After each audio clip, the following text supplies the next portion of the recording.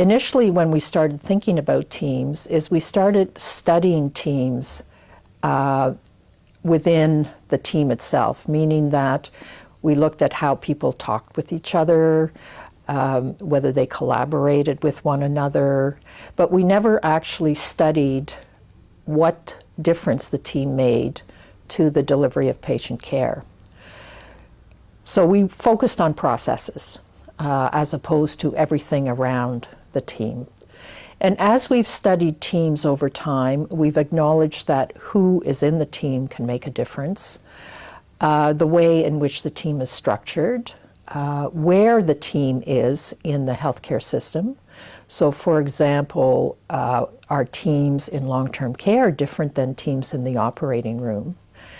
And then we've discovered that maybe the organization within which the team works can also make a difference. On the other hand, what does difference mean? And initially we asked team members how they felt about their experience with the team. So that was essentially evaluating the outcomes based on what team members said. But we've realized as well that maybe we should be looking at, so did it make a difference to outcomes of patients? Does it make a difference to how well the organization runs? So that's what I mean by team effectiveness, is that considering all these indicators of performance that are a result of having a team-based organization. So if you think about a team, it's important to think about what work do they have to do. So the ideal composition is based on the work that has to be done. So in the operating room, of course, you'll have a surgeon, and you'll have, maybe in a teaching hospital, you'll have residents, you'll have nurses. In cardiac surgery, you'll have a perfusionist, you'll have a respiratory technologist if you're doing thoracic surgery, for example. Whereas in mental health, on a psychiatric team, you might have a nurse practitioner, a social worker, a psychologist, and a psychiatrist. So you have to really determine who needs to be on the team based on the kind of work that's required, as opposed to thinking about what professionals are generally on a team, which really looks at the provider as opposed to the needs of the individual, the recipient of care, or the family community. And this is an issue where it's often discussed, should the physician be a leader, or shall the nurse be a leader, or shall a manager be a leader? What's your comment on that? So I would say that it depends. Now that's not a yes or a no, black or white answer. But the leader should be the one who's most obvious given the nature of the work. And certainly in mental health, psychiatrists may be member of the team for very short periods of time. And then you could ask, a leader for what? Is it a leader for the delivery of medical care? Absolutely. But recipients, communities, require more than medical care. So it could also be leadership around, for example, what kind of services does a patient require in the community? Who will address the family's needs? Well, the physician may not be the expert. It could be the social worker in that case.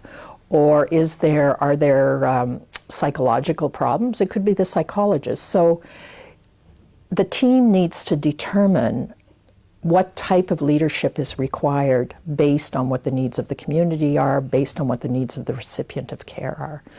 I know that it's easier to just say so-and-so is going to be the leader and that's the end of it, partly because of accountability issues. Well, we've always had this idea about the captain of the ship. You need a captain of the ship. And of course that has to be the physician. Who else could be the captain? And it's often tied in with accountability.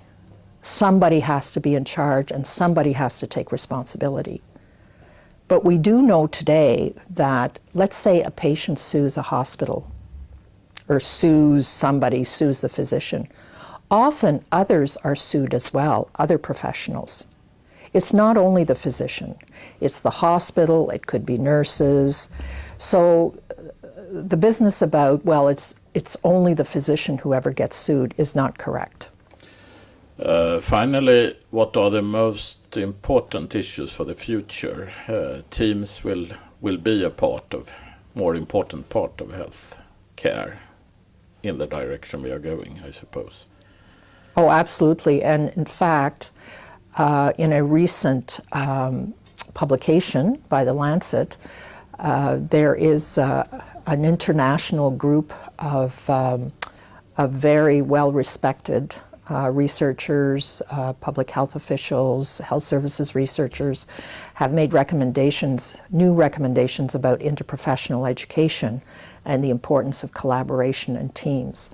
The challenge in training is to ensure that those trainees go into settings where they can actually see teams in action and collaboration. So it will be really critical that those healthcare institutions also be cognizant of how the new generations are being trained, that they look at the type of collaboration that's taking place within their own institutions and understand the context within which these teams are working, and then what are the incentives, and then what are the outcomes that are a result of the teams working.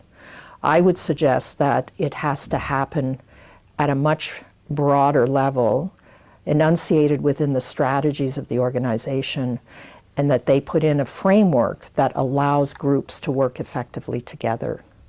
To only focus on the team at the unit level, I don't believe is a sufficient condition to allow that team to be successful.